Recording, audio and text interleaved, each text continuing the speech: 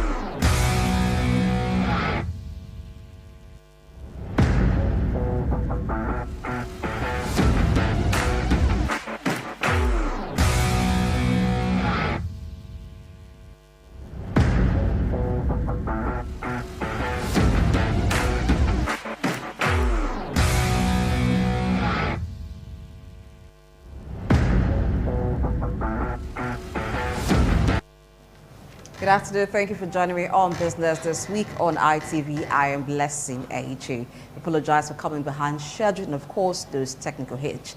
Now, today we'll have two very interesting discussions. The first one, we'll be talking about subsidy removal reversal, implication on the 2022 budget, and, of course, the Petroleum Industry Act.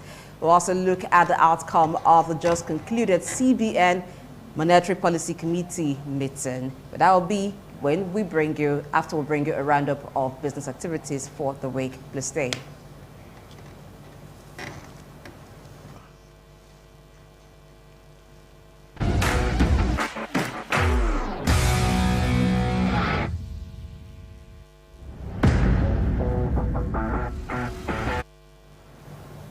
So, our first story in Business Roundup says the federal government has explained that proceeds of the 250 billion sovereign sukuk issued last December by the Debt Management Office, DMO, would be released as part of the 2021 capital expenditure. This is in line with the Appropriation Act, which had been extended to March 31, 2022 by the National Assembly. The Minister of Finance, Budget and National Planning, Mrs. Zainab Ahmed, who stated this in Abuja yesterday, also disclosed that a total of 3.4 trillion naira had been released for capital projects as of November 2021. Speaking at a symbolic check presentation ceremony of the 250 billion naira sukuk proceeds to the implementing ministries, the minister disclosed that since the emergence of sukuk as a financing window for infrastructure in September 2017, a total of 362.557 billion naira had been given to the Federal Ministry of Works and Housing to fund key road projects. Ahmed stated that in view of the significant milestones recorded in the use of sukuk to reconstruct and rehabilitate road infrastructure with visible evidence, the government decided to incorporate other ministries with critical road projects into the sukuk funding structure, assuring that government would continue to prioritize spending on critical infrastructure in order to sustain the momentum on GDP. The minister said the 4.2% projected growth in 2022 can only be possible through steady increase in spending on critical infrastructure such as roads, noting that the acceptance of sukuk by investors and the verifiable evidence of its benefits had encouraged some state governments and institutions to raise funds through sukuk issuance. And let's talk insurance. As in line with the recent digitalization of its supervisory and regulatory processes, the National Insurance Commission, NICOM, has released what it tagged Insurance Web Aggregators Operational Guidelines for all web aggregators and insurance. A web aggregator is a company registered under the Companies Act, which maintains or owns a website and provides information on insurance products of different insurers. Only licensed aggregators can display products and price comparisons of insurance company products. The guideline, which operations took effect from February 1, 2022, according to NICOM, will serve as a working document to register, supervise, and monitor web aggregators as insurance intermediary who maintain a website for providing information on products of different insurers. According to the Commission, registration for approval as a web aggregator goes through 3 stages, detailing copy of no objection or approval by Nigerian Communications Commission, NCC, and 6 other listed requirements.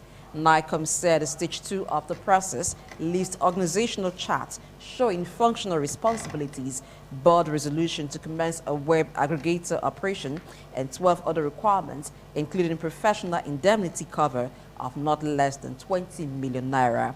NICOM further stated that indemnity cover shall be on a yearly basis for the entire period of its license. NICOM had last year announced the digitalization of all its operations in a letter it addressed to the managing directors and chief executive officers of insurance firms in Nigeria. Now let's talk about the economy. As an economic expert, Group Managing Director, Cowrie Asset Management Limited, Mr. Johnson Chukwu has projected that Nigeria may end 2022 with 12.6 trillion naira deficit. He noted that with narrow expectation of revenue generation, the federal government's projection of increasing revenue in 2022 is not attainable and would further cause a wider budget deficit. He said this at a bi-monthly forum of the Finance Correspondents Association of Nigeria held in Lagos with the theme, Foreign Direct Investment, Review of 2021 Performance, Implications, and Outlook for 2022. He noted that investors are interested in large and skilled labor markets, relatively free labor of less union and government control. He noted that the nation's interest charge is overblown, attributing Nigeria's economic woes to leadership. And that's its own business roundup. Let's go on a quick break and return to talk business. Please stay.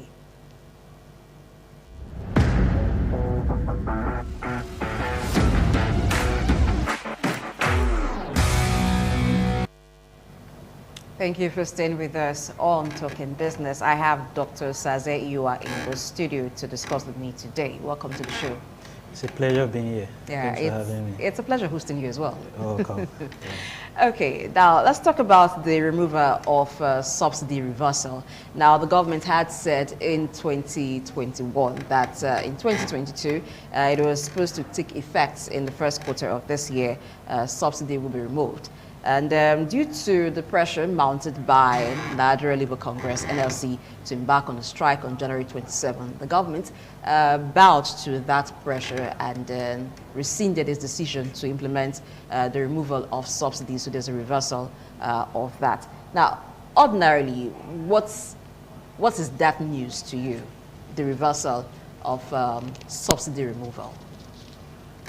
Yeah, should I say I feel a little bit ashamed to be in Nigeria really at this point. Why do you feel ashamed? Because, yes, we have always, it's been on a topic on the ground for a while. I have always said the timing for removal of the subsidy was the problem. Okay. Not really the fact that it had to be removed. You know, when you look at the fact that for the last 8 years, I started going through the whole process and I found that it's like we wasted these 8 years doing nothing because we seem to be back to square one now. The PIA has been amended, so the legislature, that was a piece of legislature that the government was, should I say, prided itself with. Yes, to have broken the jinx of 20 years. Exactly. So it's now almost like a piece of trash now because it's been kept on hold. Okay, amended. In fact, it has been put on hold. It has been suspended technically, because it's to take effect from 18 months in 18 months' time. by then this government administrator or term would have been over. Okay. So the whole subsidy regime has been, because when this government came, we had, the campaign was that they would put all the 4 refineries back on track, which means we'll have domestic production. Okay. And the VP specifically during his campaign mentioned that there will be accreditation, there will be incorporation of modular refineries. So all those are the 2 points that would have brought a remarkable change in the oil sector. But those 2, for 8 years, didn't come to life. So we are back to where we are. Removal of subsidy for me, or reversal of that announcement, just shows the typical Nigerian story, which is policy somersault. Okay. You know, investors are somewhere watching. They are just, I think they are amazed, to say the least. Okay, because an investor who was watching the policies being made in Nigeria as at December or even as at November, when that story first came up, that subsidy would be removed. Yeah. And then in January, or towards the end of January, hearing that there's a go back on that policy. Exactly. So that's why I say, how do you feel if you were to be an investor? It's amazing. Having put some machineries in place to accommodate the change. So if an investor had taken loans, had even started development on this, working towards the bill, in fact, it was an act. Yes. So that's why I said it just ridicules Nigeria, because before, no less than the Minister of Finance made that announcement. That's the highest authority in the financial sector. Yes. So you expect, I would have expected, okay, what's wrong with all these consultations? I'm not saying that it's wrong, them going reversing on, it's laudable because it's wrong timing. But what I'm looking at is the trust, the imagery of the government. Okay. You should expect all these consultations with NLC, with interested parties, should have taken place before the minister came out and made such important statement. Because initially, it was that the act was to take effect from February, but that subsidy removal will be held on till July. June. Or June, yeah, June 30. July. Yeah, June 30th, yeah.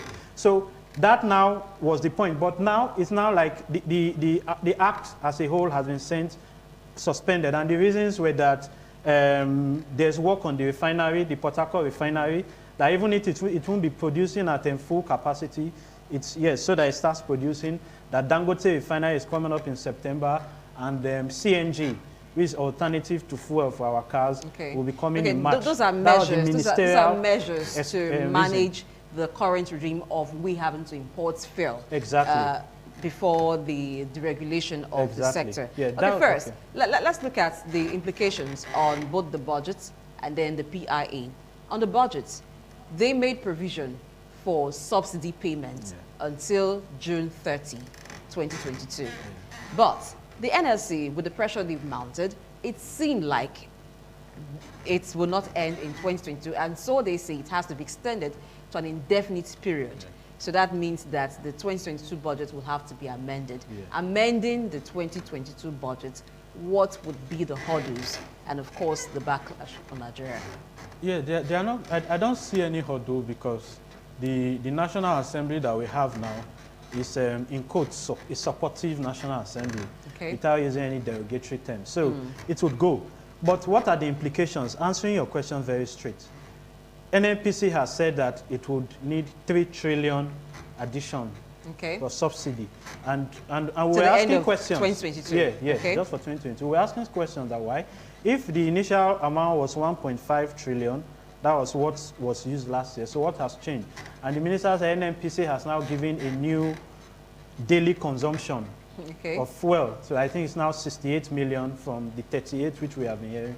So how is NNPC predicting that we'll use 68 in this month? That landing costs have increased. So that's where it's all gimmicks. But perhaps they calculated the landing cost was supposed to, and everything, it was supposed to, if it had been deregulated, it would have sold for 403 naira per litre, as against 165 naira per litre. Yeah, my question is, how do they really get that figure? Because I think all these things should be, that's why subsidy removal should be something that I can calculate in my parlor. Because there's really no hide and seek about it. We know what the international price of crude oil is. We should know what the international cost of refining oil is. We should know what the freight charges carrying on the ship. We should know what landing cost is. These are things that should be open, and that's what we have been talking about. It should be transparent. It should be on the table. So every Nigerian in his parlor can calculate, but by the time there is so much secrecy about it, so that's where you feel that there is so much, there's underhand work in that, and some people are benefiting. But straight to the question you asked about, 3 trillion naira is to be added as subsidy. You know, the Minister of Finance was giving the report of the 2021 budget, and she said the 2021 budget, it had a revenue projection of 10 trillion, but she said we made 5.5 trillion last year. So, and she now said subsidy, debt servicing. It was budgeted at about 3.5 trillion, but we ended up paying 4.2 trillion. So more than everything that was budgeted. Exactly. So it means we took more debt. So let's assume it's 4.2 trillion. Then let's assume we made 5.5 trillion revenue last year. So let's even go beyond that and say we make 6 trillion, because right now oil production has fallen. Crude oil production in the Niger Delta as at December was 1.19 million barrels a day. The projection for this year is 1.88 million. This was 1.19. That is about 700 million short already. Then, as at November, you can see that there has been a gradual. As at November 2001, it was 1.27 million barrels a day.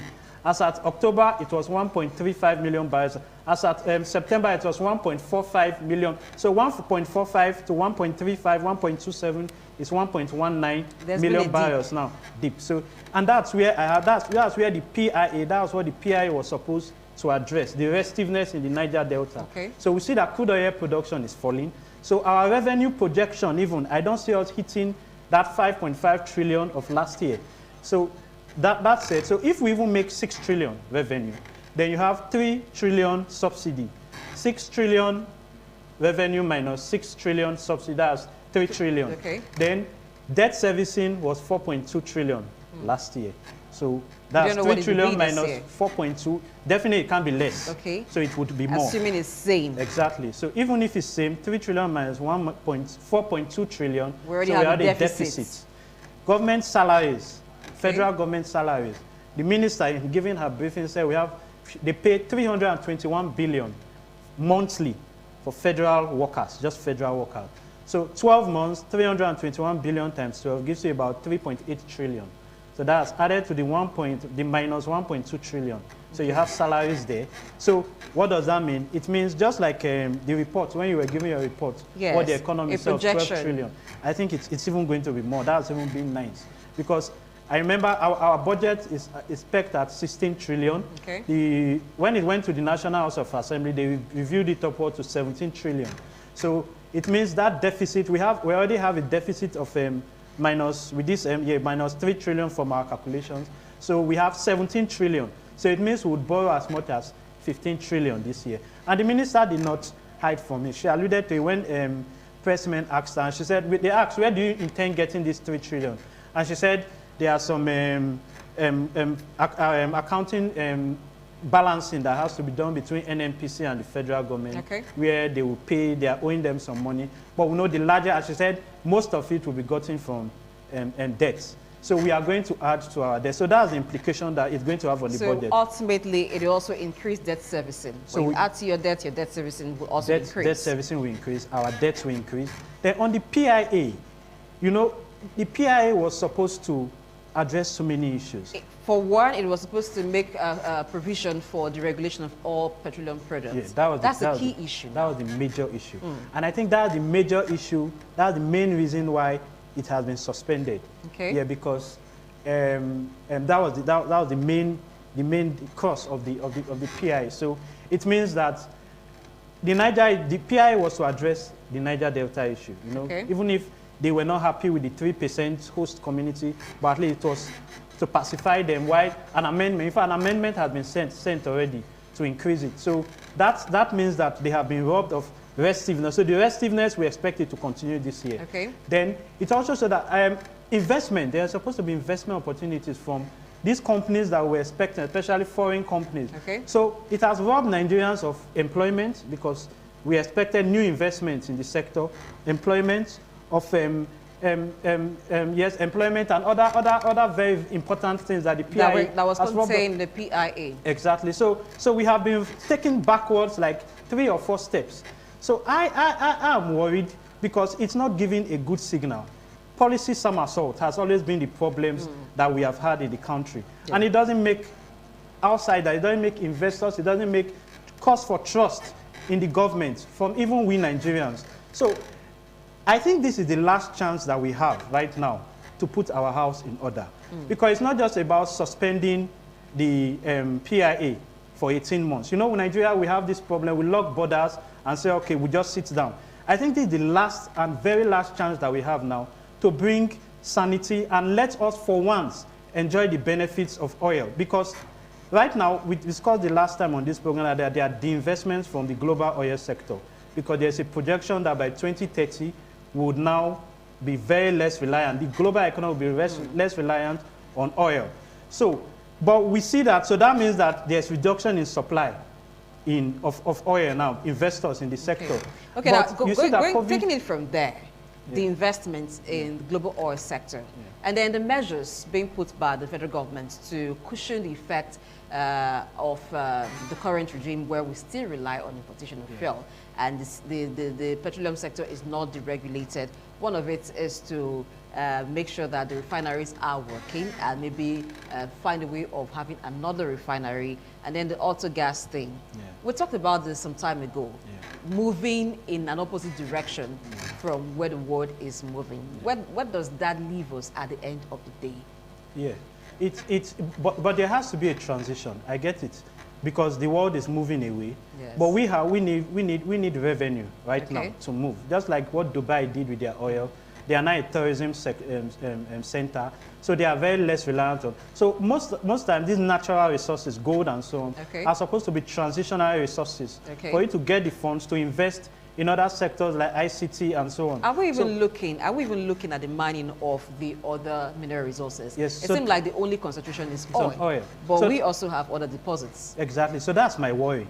But for now, I think oil is the highest selling resource for now. And that's why I said this is our last chance, because you see that there is now generally a COVID normalization situation in the world. UK just recently said no mask wearing, no testing, no restrictions. Russia and so on, other countries, all economies have opened now. So it's now almost like the pandemic is now, or COVID is now seen like something that would remain with the, that would be normal. So now airlines are flying. China, all the big mega companies, Russia, US, they are now up. And so that means from now till at least the 2030 prediction by World Bank, there's going to be high demand for oil. And the global... So it's supposed to be our boom period. That's what I'm saying. In fact, there are predictions that oil will sell as high as $100 this year. And I agree with that because of the investment I talked about in the sector. And you have issues in Iran, this Russia-Ukraine war, Venezuela. So there is a fall in production globally. So I think this is the best time that the country, Nigeria, now has to make, during these 18 months, all the promises that I think the government failed in the last 7 years, I think they should focus on it now.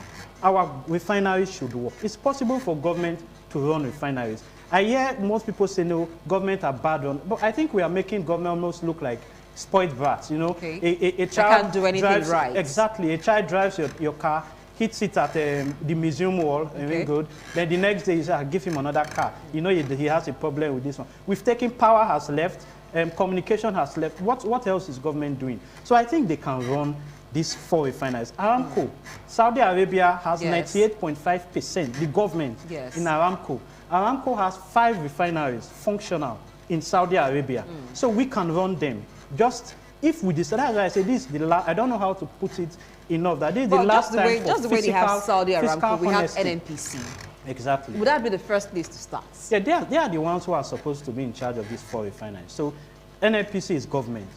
Government are the owners of the refineries. So I don't know how to put it in the right ways to make the country and its leaders know that this is our last chance to set up things well. Set the 4 refineries, modular refineries. That's a very important part of the oil sector, which the VP campaigned with. To set up a modular refinery, I did my research. It takes about 15 to 18 months from beginning to first production of the oil barrel. Okay. You have, which usually has between 20 and 30,000 barrels production a day. Okay. And when you look at the cost of setting up, I heard that a 24,000 barrels modular refinery cost about $250 million, which when you convert to now is about 125 million naira. So I think government at this point now should encourage setting up modular refineries while working on the 4 refineries. So there's a $50,000 registration for modular refineries currently.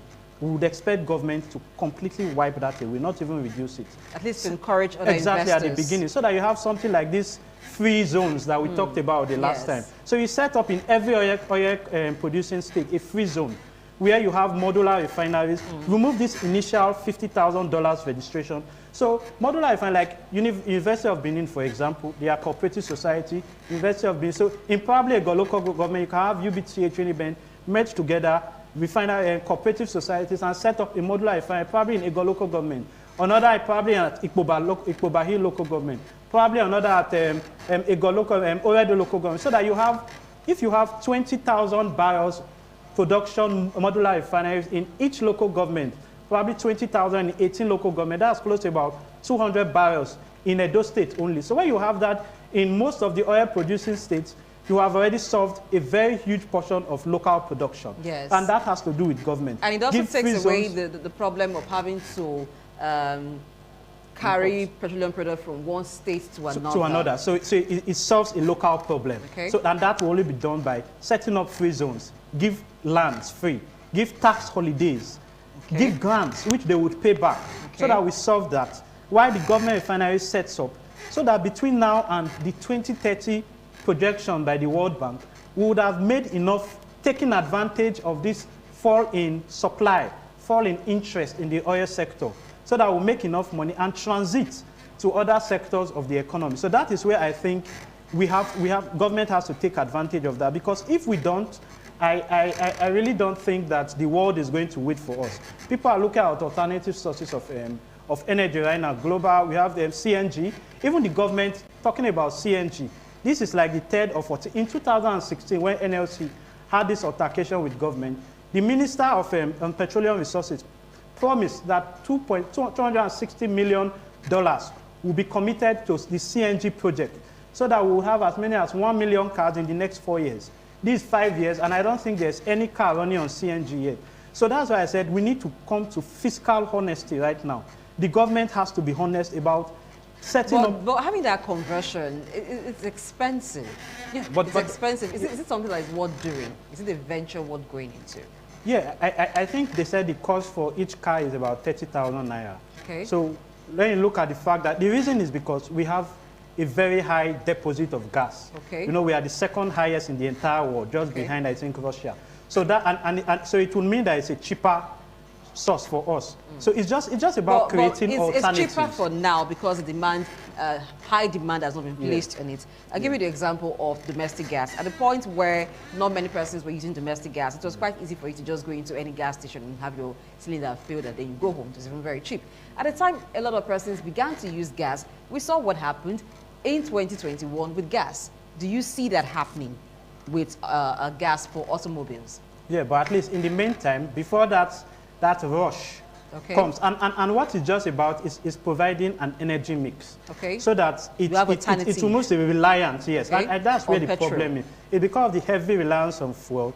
That's why we are where we are currently. That's why removing fuel subsidy looks like taking oxygen from us. So it's just about creating an energy mix. So that if we're to flip this backwards and say, okay, let's remain with the removal of subsidy, which would be more beneficial? Remaining with the removal of subsidy. Yes, let's not make a reversal. Let's stick with it. Yeah, for the government, I think it's I don't know where if government there are conspiracies that government officials are benefiting from it. But if we are to leave it, I think it's more expensive for the Nigerian people indirectly, because it is eating deep on our budget, on our national budget, if you understand what I mean. When we give all this rundown on how much our deficit is going to be. So for the Nigerian people, it is affecting us. Okay. But who would have expected that? But and why is it so? Because we are importing. Okay. That is the reason. Because we are importing, so we are using forex to import. But if we are doing it locally, especially the government refineries, okay, so we won't be buying modular refineries set up in a year or a year and a half. Yes, that then also the government refineries. I'm very particular about it because even the Dangote refinery, he would have to buy crude oil from the government at $70, or in fact $90, $80, whichever the market, the price it has at then. But because it's a government refinery, if it's the government who is running it, it will be cheaper. Okay. Because it's buying. They wouldn't really have to pay for their oil. Okay. It's just channeling the oil into the government refinery. If NNPC, for instance, had a refinery. Exactly, yeah, okay, which we know is happening in other countries. So okay, that's where I would have thought that when our refineries are working, then it favors us. Okay. But with this importation, leaving the subsidy removal is affecting Nigerians. Yeah, because that 3 trillion should have been used for something else. That's assuming that government is going to use it for something else, as we have said. So removing it, keeping it, hurts us. Removing it, if it's that it will be used for other sectors, would have been nice. Okay. But you know, there's a trust issue now. Okay. The people don't trust government. It was said so in 2016. 2016, we set up Shopee. Okay. I don't think anybody. Shopee was now used as a campaign for 2015 election. So because of trust issue, we cannot afford to do what would have been more beneficial. That's why the people can't trust government. Okay. So they prefer that it remains the way it is. Even if people are benefiting, let it, because fuel is very important. Look at the inflation figures that were given by CBN. It said that rural inflation is 15.11% as at December, while urban inflation is 16.17. So 15.11, 16.17.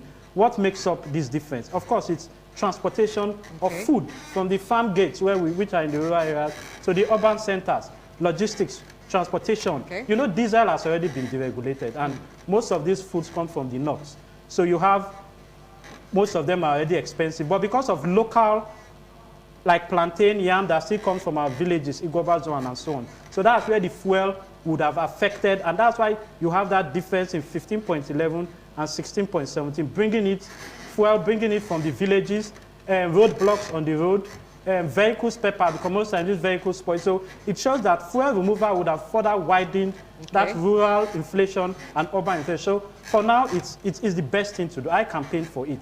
But my own concern, and what I say keep hammering on, is that this 18 months should be a period not for politicking. Is 18 months definite? And it can even be more. Okay. And I think that's where the investors are even having a problem with government. That's a good point. Another government can come and make it under 2 years and say, the people, because the whole reason of shifting this, the goalpost was simply because election has come. This is an election year. So they don't want to be seen to be putting hardship on the people at this point. And the government just wants to ease itself out. It's just a means of the president's loyalists. They are just trying to ease him out so that he doesn't live with too much baggage. When you say the president's loyalists, are you referring to the Minister of Finance? Yeah, the Minister of Finance. This was a finance issue / labor. Yeah, but we know that there are things that go on at the background. The Minister of Finance was the one who made that announcement. Okay. So when it was to be retracted, she wasn't the one who gave the Senate president who went to visit the president and said, the president said he's not aware. He hasn't told anybody to remove subsidy. Okay. And he himself said his constituency members don't even support him. Okay. So at that point, the Minister of Finance was very quiet. So you would have expected, my own opinion, that she probably was kicking that. You've almost made me like a laughing stock. Okay. So that's why she was the one who they brought out again to say, okay, we are investing it for so and so reasons. Because of the CNG issue, because of the fact Dangote is coming in September, and because of the fact that we are working on our Port Harcourt refinery. These factors, I think, were known. So why is she the same person making the announcement, now giving us this reason? So you see that there's politics. Perhaps there was consultations behind. Yeah, and then after the NLC threat and all, so all of the cards had to be put on the table. Yeah, my point is, these consultations should have been done before the announcement was made. If for nothing, just for the fact that let government be seen as government. That when statements are made, they have to be taken seriously. And for easy planning too. Exactly. For investors. Exactly. Okay, so as we wrap up the discussion, what would now be the way to go? Fine, PIA is on hold. It seems like there's a vacuum now as far as regulation for the oil sector is concerned. Is there like a temporary measure to address that? Yeah, I think we are back to square one, because there's really the only backing, legal backing to any innovations, restructuring the oil sector has now been put on hold. So we are just back to square one. The investors are back to square one. Namibia just recently discovered oil in very good commercial quantity. Angola is there, Gambia is there. So these investors are not going to be sitting down waiting for you. They are going to go to other countries and invest. So at the end of the day, we lose, because we've lost employment, we've lost forex, we've lost a situation where our economy would have been boosted by economic activity. So all this we have missed it. But that's why I say we have a last chance. 18 months is a long period, it's also a short period. It depends on what you do with it.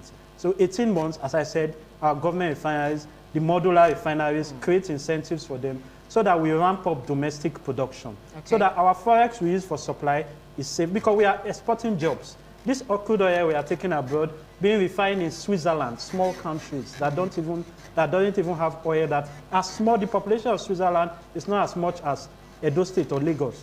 So we are giving them jobs, because they have to now set up, because their capacity has to increase since we are sending crude to them. So in refining, they are employing, they are getting our forex, they are sending back to us, because the price at which we buy is higher than the crude, the raw crude that we send to them. So I think we are going to lose from PIA that has been suspended this 18 months. But as I said, it's another chance for us. Between now and 2030, when the projection of a diversion from oil is set up, we have to make as much money as possible now. And it will require honesty on the part of government. Fiscal. Monetary policy has done so much. Fiscal restructuring has to come in. The government has to show honesty right now. I think if that's the only legacy that this government can leave us with, we will be very happy. Look at the SS crude account, sorry. The SS crude account, the Minister of Finance just said 72.4 billion was the SS crude account, January 2021. As at now, it's $35 million. So if as at October, it was $60.8 million. So it means between October and January, 3 months, it has gone to 35. That's about half. About half of it. Our forest reserves was $40.52 billion as at December. By January, it's $40.04 billion. So about $48 billion has gone. So we are just drawing down on all our savings. And that's very risky. Very, very risky. $35 million as excess crude oil, yes, excess crude. And this was the same period last year when we made so much from oil. So our benchmark for the budget was $40 last year, while it averaged $79 over the year. These are figures given by the Minister of Finance. So we made $39 per barrel. And yet, this period, our excess crude oil is reducing instead of increasing. This same excess crude oil in 2015 was $2.1 billion. And now we're not million, billion. And now it's 35 million. So the country is just gradually going into a very, very precarious situation. So I think this is the best time now. This is the last chance, as I said. Oil will sell as high as $100 this year. It's for us to just shore up as much as we can for the rainy day. Exactly. Now, could it also be a blessing in disguise for the PIA? You know, at the point that the PIA was PIB became an act, there were issues surrounding it. Perhaps it's time to amend those issues that were bone of contention. The 3% equity share and all other issues surrounding the PIA. It could just be a time to address all of that in the 18-month period that it's put on hold. Yeah, that would be. I think that should be the way to go, because the amendments are already there. I said so. The bills have already been said. But my fear is, as I've always said, this is pre-election year.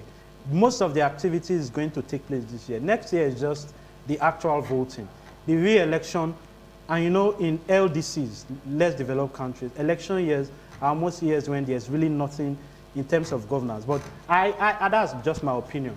But I would have expected, as you said, that all those amendments are put in place now, so that by the time the act comes into place, and then we have everybody's taken care of. Everybody is happy. The host community is happy. The frontier business are happy. So that would have been a good idea. Now, you just mentioned the frontier business. I think we can quickly end with that. Now, we have issues with the Niger Delta region. In exploring more frontier basins, doesn't seem like we're making progress because no actual frontier basin has been discovered and explored in very recent time. Is that something we're not doing right, or is there an area we're not looking at that we should be? Yeah, I think that should be an issue with but I think there have been progress made. In the Chad Basin, I know they said some good quantity has been discovered, but they are also beyond, but we know that a large proportion of them are in the north. Yeah, but I know there are some very few ones in the east, yeah, okay. Enugu and so on.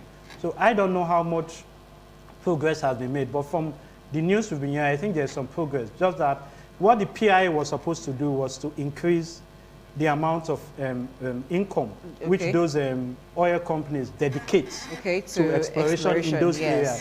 So now, since the act is not in place, it's now at the discretion of those companies. So they could decide to, they could decide not to. And that could also delay exploration. It would delay and exploration. Ultimately production. Exactly, which is what we need. We need forex at every cost possible right now. FDI, for now we are not talking of FDI because all the indicators are terrible. FPI, which is the foreign portfolio investment, which would have expected to bring some forex because of the MPR that has been left constant over the last 25 out of 28 meetings of the MPC that have been left constant. We're supposed to talk about that, but because we're running out of time, we would leave that for next week, talking about the outcome of CBN MPC meeting, that's a Monetary Policy Committee. But you mentioned leaving things constant. I would like to refer to that as the hold stance policy. Everything was just kept still. Yeah, everything held constant, you know? Especially that MPR. You know, what it does is that it helps to ensure that, yes, inflation is moderated, yeah, but it also means that our assets are not as attractive as they should be. You know, so if MPRA is left at 11.5, these assets, treasury bills, treasury certificate, which usually attracts foreign investments. Sometime in 2020, we had treasury bills selling at about 13%, but now it's less than even 1%. And even at some points, we had oversubscription. Exactly, but now it's less than 1%. So foreign portfolio investment is very small. And because, as I said, because of the COVID normalization processes, the US has had an inflation of 7% right now. That has been the highest they have ever had since 1982. So they are about putting down brakes on all those stimulus plans which they were given. You know, the stimulus plan means that you have increased money supply, which would increase inflation. So the Secretary of State said that they will have to put the brakes on that. So it means they would increase their MPR. So when that happens, you expect that most of even the few foreign investors in the Nigerian sector would take their capital flight out. So it would necessitate for more gains elsewhere. That's capital flight, so for more gains. So we would expect, I don't think the next MPC meeting will be in March, but I don't think beyond that, interest rate will left at 11.5. It will definitely have to increase so that we get most of these investments which left back to the country. So I see a situation where we have to take the move first, increase MPRO, because right now we are all the stimulus plans which government, CBN gave to the SMEs in 2020. We expect that it should have started having results. We gave it in 2020, 2021, 2022. If it was really given to them and they got it, we should have started seeing for the health sector, even bakeries, agricultural companies. So we should expect that it should start having effect now. Then we now have to start moderating, because when you do all these interventions beyond a certain threshold, it becomes counterproductive. So at this point, I think the SMEs should have set up. So we should now start moderating, increase MPR, because like the CBN governor said, our broad money supply increased from 10.4 to about 13.71, which means money supply has increased very, very seriously. Inflation is about 15.63 now. So we should start moderating all that. Increase MPRA a bit, then give forex to the very critical sectors like manufacturing. Now, there have been talks about the resumption of sales of forex to BDCs as a way of actually increasing supply and making exchange rates reduce. But we'll talk about all of that next week. Like I said, we're already out of time today. We'll have a discussion here today. So next week we'll begin with the outcome, or we'll continue rather, with the outcome of the MPC meeting. that CBN had. Thank you very much, Dr. Saze, for being on the show and giving us a very incisive discussion today. I am Blessing Aichi. Stay safe and have yourself a great weekend.